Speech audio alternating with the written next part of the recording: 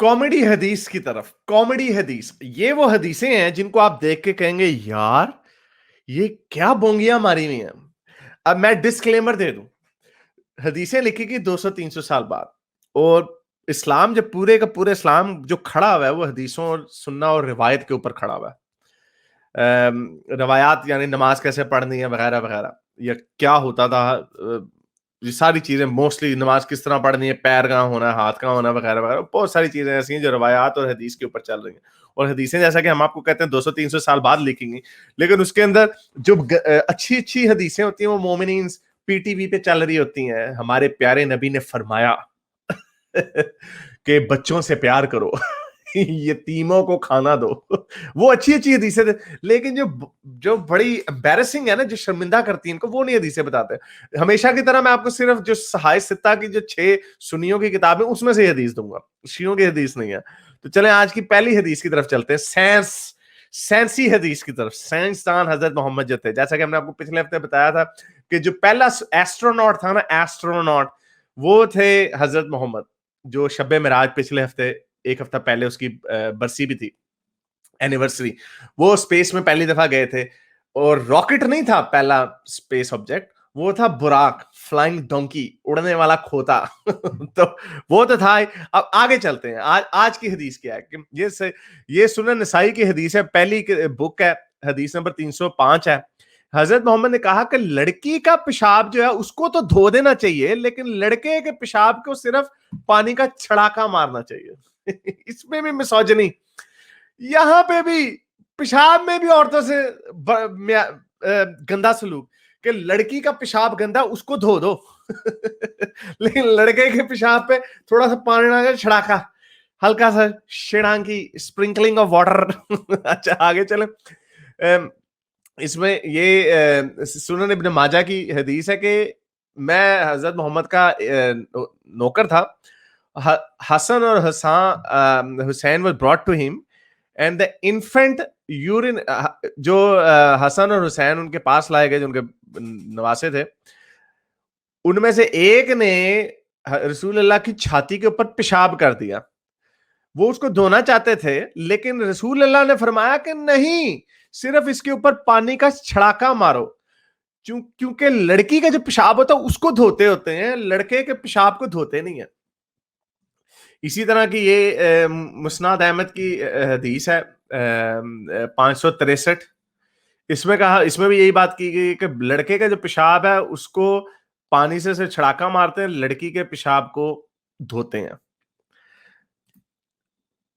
کیا سائنس ہے اس کے پیچھے؟ میں نے ایک دفعہ ریسرچ کی, کسی نے بتایا ای کولی وائرس بیکٹیریا جو ہوتا ہے وہ لڑکی کے پیشاب میں ہوتا ہے. میں نے چیک کیا, نہیں وہ لڑکوں کے پیشاب میں بھی ہو سکتا ہے, اور پیشاب ای کولی کی وجہ سے گندا نہیں ہوتا. لیکن کوئی نہ کوئی سائنس چھلانگ مار کے نکال لیں گے. دیکھیں, اور رسول اللہ کو تو نہیں پتا تھا, یا تو بتاتے نا ای کولی ہے, حالانکہ ای کولی کے چکر نہیں ہے. آگے چلتے ہیں. یہ بھی ایک سنن ابن ماجہ کی حدیث ہے. A baby boy was brought to the prophet. اب یہ کوئی اور بچے کا ذکر ہو رہا ہے, وہ بھی بچے نے رسول اللہ پہ پیشاب کرتے, رسول اللہ نے اس کو صرف چھڑاکا مارا, دھویا نہیں اسے. حضرت عائشہ کہتی ہیں سنن ابن ماجہ میں کہ اگر کوئی یہ کہتا ہے کہ رسول اللہ کھڑے ہو کے پیشاب کرتے تھے تو اس پہ یقین نہ کرنا, کیونکہ میں نے ہمیشہ ان کو بیٹھ کے پیشاب کرتے دیکھا. سوسو کرتے, میں بولوں گا پیشاب بڑا گندا سا لفظ ہے, سوسو کرتے ہوئے, سوسو.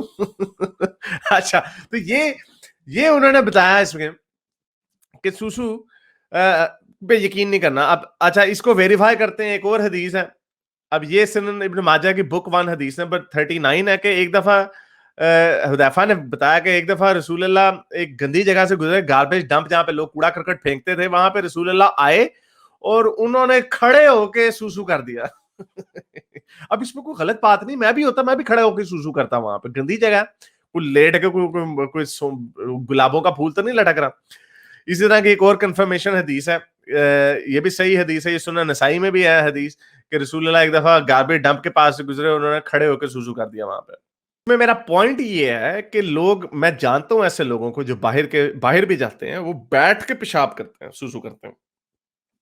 جہاں میں کام کرتا تھا وہاں پہ ایک داڑھی والا مومن تھا, وہ ٹوائلٹ پہ بیچارہ اس کو رگڑ رہا ہوتا تھا سیٹ کو, کیونکہ وہ کہتا تھا بیٹھ کے. میں نے اس کو کہا, میں نے کہا یار کیا ضرورت ہے, کھڑے ہو کے سوسو کر دو آپ کو, تاکہ کیونکہ ظاہر بات ہے پبلک ٹوائلٹ ہے وہ اتنا صاف نہیں ہوتا, گھر کے ٹوائلٹ پہ تو چلو بندہ بیٹھ جائے. تو وہ کہتا تھا نہیں بھائی یہ نہیں ہے, رسول اللہ نے منع کیا. رسول اللہ خود جہاں پہ ان کا دل کیا کھڑے ہو کے, یہ ایک نیچرل فطرت ہے, گندی جگہ ہے آپ نہیں کرو گے, اس میں رسول اللہ کی غلطی نہیں, لیکن غلطی مومنوں کی ہے کہ وہ رسول اللہ کی بات کو نا پتھر پہ لکیر سمجھ لیتے. رسول اللہ خود باتیں بدلتے رہتے, جیسا کہ یہ اگلی حدیث میں ظاہر ہے. اگلی حدیث میں کیا کہہ رہے ہیں کہ رسول اللہ نے, یہ سنن ابن ماجہ کی ہے, کہ رسول اللہ نے کہا کہ قبلے کی طرف منہ کر کے سوسو نہیں کرنا. لیکن جابر کہتا ہے کہ رسول اللہ کے 1 سال مرنے سے پہلے نا میں نے دیکھا رسول اللہ قبلے کی طرف سوسو کر رہے تھے. رسول اللہ بھول گئے ہوں گے, سوسو آیا اور ادھر ہی کرتا. اس سے یہ ظاہر ہوتا ہے رسول اللہ بیٹھے بٹھائے باتیں بناتے رہتے تھے. اپنے اوپر جو بات آتی تھی, جیسے مومنوں کے لیے 4 شادیاں رکھ دی, خود کہا لگے رہو منا بھائی لگے رہو. یہ مشکات کی بھی حدیث ہے. اچھا یہ اگلی بڑی مزے کی حدیث ہے مشکات کی, میں نے اس کے اوپر پہلے بھی بات کی ہوئی تھی ڈنگ کے اوپر, گوبر کے اوپر, لیکن اس کے اوپر مشکات کی حدیث ہے 515 516. اس میں کہا جا رہا ہے کہ رسول اللہ نے فرمایا کہ جو جانور آپ کھا سکتے ہو نا, جیسے بکری, گائے, مرغی وغیرہ, تو ان کا جو سوسو ہے نا, سوسو اس میں کوئی وہ نہیں ہے, یعنی اس میں کوئی قباحت نہیں, وہ گندا نہیں ہے. کیونکہ اگر آپ ان ورژن, جابر کے بھی ورژن میں بھی یہی ہے, یہ البارہ نے بھی یہ بات کی, جابر نے بھی یہ بات کی کہ اگر تو جانور کا گوشت کھایا جا سکتا ہے تو اس کے سوسو میں کوئی گندگی نہیں ہے. یہ میں نے دیکھا سننا میں نا, یہ بخاری sunna.com پہ بھی حدیث تھی, مجھے وہ مل نہیں رہی تھی, مجھے لگتا ہے انہوں نے غائب کرنا شروع کر دیا, حدیثوں کو چینج کرنا شروع کر دیا. تو یہ اسلام کوسچن اینڈ آنسر, یہ مسلمانوں کی ویب سائٹ ہے, اس میں بھی بتایا, اس نے کوٹ کیا کہ صحیح مسلم کی حدیث ہے کہ حضرت محمد نے فرمایا کہ وہ جو بکریوں کا ڈربا جو ہوتا تھا اس میں نماز بھی پڑھ لیتے تھے, اور انہوں نے کہا کہ اس میں بلیسنگ ہے, اس میں اچھی بات ہے بکریوں کے یا بھیڑوں کے ڈربے میں نماز پڑھنا. اور انہوں نے کوئی منع نہیں کیا کہ اگر وہاں پہ بکریوں کا, ظاہر بات بکریوں کے ڈربے میں ان کا سوسو اور پخانہ ہی ہوگا نا, اور وہاں پہ کوئی پھولوں کے گلاب کے بیڈ تو نہیں لگے ہوئے ہوں گے, تو انہوں نے کہا کہ اس میں کوئی قباحت نہیں ہے کہ اگر وہاں پہ ان کا سوسو بھی ہو یا ان کا پخانہ بھی ہو, even though he would usually find some of that, یعنی ان کو نظر بھی آ رہا ہوتا تھا کہ یہاں پہ ان کی بکروں کے میمنے شیمنے ہیں, کوئی بات نہیں, وہ نماز جائز ہے. تو اچھا یہ بڑی مزے کی کامیڈی حدیث, میں نے کہا چلو یہ بھی ہو جائے, لگے ہاتھوں. اب دیکھو اس سے اگلی حدیث سے یہ ثابت ہوتا ہے کہ لوگوں نے آج کل عجیب معاملہ بنایا ہوا, رسول اللہ چمیاں چاٹیاں. رسول اللہ کے جو صحابی تھے وہ کتنے کیجول ہوا کرتے تھے. کئی وہ ایک دفعہ میں نے بتایا رسول اللہ سے چھیڑخانی ایک دفعہ کر رہے تھے, حدیث کو میں نے کوٹ کی, میں بخاری مسلم صحیح ستہ کی حدیث ہے کہ رسول اللہ کو نا لوگ چھیڑ رہے تھے, ان کے صحابی. ایک دفعہ کوئی کہتا ہے رسول اللہ آپ کو ہر چیز کا پتہ ہے, تو آپ یہ بتائیں کہ میرے باپ کا کیا نام تھا. وہ پھر دوسرا صحابہ اٹھا, اس نے بھی کہا میرے باپ کا نام کیا ہے. حضرت عمر نے بھی جگت مار دی بیچ میں. تو رسول اللہ کو غصہ آ رہا تھا کہ یار یہ کیا میرے سے بونگے بونگے سوال پوچھ رہے ہیں. تو پھر انہوں نے, حضرت عمر نے معافی مانگی, انہوں نے کہا رسول اللہ اگر ہم نے آپ کو غصہ دلایا تو I'm sorry, یعنی وہ مذاق کرتے تھے. تو یہ دیکھیں اگلا بندہ دیکھیں, یہ جامعہ ترمذی کی حدیث ہے کہ ایک دفعہ ایک بندہ کھڑا ہو کے, ایک بندہ سوسو کر رہا تھا, اس نے رسول اللہ کو دیکھا تو اس نے سلام کہا ہے, السلام علیکم نبی. تو رسول اللہ نے اس کو جواب نہیں دیا, یعنی ایسے وہ بندہ سوسو کر رہا ہے, اسے دیکھا ہے دے پروفٹ کیسے ہیں رسول اللہ. رسول اللہ نے کہا جواب نہیں. یعنی ہر بات کو فضول بات کو بھی انہوں نے نوٹ کیا. اچھا اگلی حدیث بھی بڑی مزے کی ہے. اس میں رسول اللہ نے فرمایا کہ جو سب سے زیادہ قبر کا جو عذاب ہوگا نا وہ پیشاب کی وجہ سے ہوگا. اب اس پہ میں نے کہا تھوڑا ایک بات ہو جائے کہ ٹھیک ہے سوسو ایک گندی چیز ہے, لیکن اس کے اوپر عذاب ملنا آپ کو, یعنی کیسا خدا ہوگا وہ کہ اگر فرض کریں آپ کا کچھ چھینٹا پڑ گیا آپ کے اوپر. یہ بھی ایک حدیث ہے کہ رسول اللہ ایک دفعہ ایک جگہ سے قبرستان سے گزر رہے تھے, وہاں پہ انہوں نے چیخوں کی آوازیں سنائی دی جو کسی اور کو نہیں سنائی دے رہی. رسول اللہ نے کہا ہے اس قبر میں سے اس لیے اس کو آ رہی ہے آواز, یہ بندہ قبر میں اس وقت اس لیے تڑپ رہا ہے کیونکہ یہ کھڑا ہو کے سوسو کرتا ہوتا تھا. یعنی اتنی سی بات پہ آپ اس کو عذاب دیں گے. یعنی یہ کس قسم کا ڈکٹیٹر, یہ کوئی ہٹلر ہے, یہ کیا ہے, یہ کون ہے, یہ اللہ جس کو کہتے ہیں. یعنی اگر سوسے کا چھڑانکا سوسو کا پڑ گیا ہے, اب اس کو ساری عمر عذاب دیتے رہنا, یہ کیا لاجک کیا ہے؟ نہیں, بیٹھے بیٹھائے باتیں بنائی ہیں رسول اللہ نے, یہ لاجک بنتی نہیں ہے اس پہ کوئی. تو یہ بہرحال اس حوالے سے انہوں نے کہا کہ یہ ہے سب سے بڑا قبر کا عذاب سوسو کی وجہ سے ہوگا. اچھا اگلی حدیث سنن ابن ماجہ اس کے اوپر میں نے ایک ویڈیو بھی شیئر کی تھی. رسول اللہ نے فرمایا, سائنس رسول اللہ نے فرمایا کہ جب آپ سوسو کرتے ہو نا, where is a pen? I need a pen. چلو ایک دو بار دکھاتے ہیں.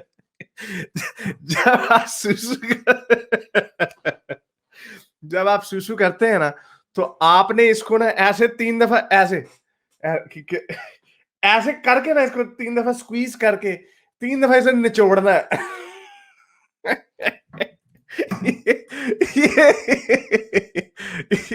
یہ سنن ابن ماجہ کی حدیث ہے کہ جب بھی آپ سوسو کریں تو آپ نے اس کو 3 دفعہ نچوڑنا ہے تاکہ جو آخری قطرہ بھی جو ہے نا وہ بھی نکل جائے.